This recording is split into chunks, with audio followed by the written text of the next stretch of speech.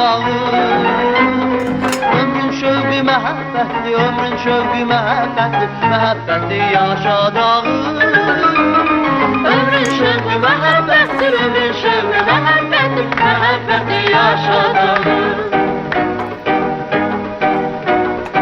Üstümüzden geçti külek, üstümüzden geçti külek, şen zarafat şirin kelek.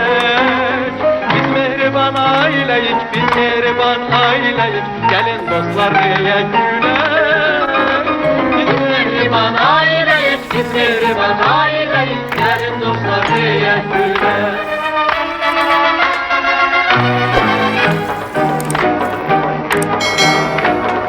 Üstümüzden geçti külek, üstümüzden geçti külek, şan zarafat şirin kelek. Biz mehriban aileyik, biz mehriban aileyik, gelin dostlar diye gülek. Biz mehriban aileyik, biz mehriban aileyik. Hardasın? Hardasın ay Meşet Kazım? Gel gör senin cennetimi, ne celalı var. Yazdıran mehribanlık işidir. Məhəbbətle yanan çırak, məhəbbətle yanan çırak, güneşten de ışıllıdır.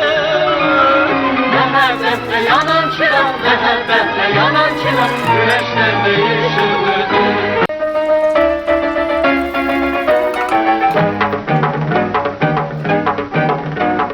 Mehribanlık saadettir, mehribanlık saadettir, saadeti yaşa dağılır.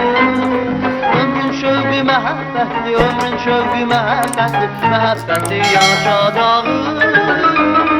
Ömrün şövqü məhəbbətdir, ömrün şövqü məhəbbətli, məhəbbətli yaşa dağılır. Üstümüzden geçti külek, üstümüzden geçti külek, şen zarafat şirin kelek. Biz mehriban aileyik, biz mehriban aileyik, gelin dostlar diye gülek. Biz mehriban aileyik, biz mehriban aileyik, gelin dostlar diye gülek.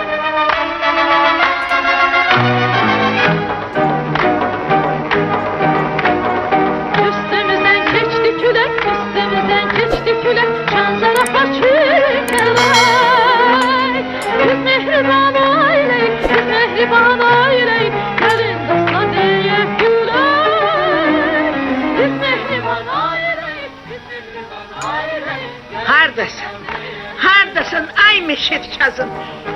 Gel gör senin cennetimi, ne celalı var.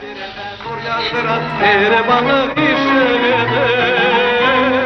Məhəbbətle yanan çırak, məhəbbətle yanan çırak, güneşten de ışıllıdır. Məhəbbətle yanan çırak, məhəbbətle yanan çırak, güneşten de ışıllıdır.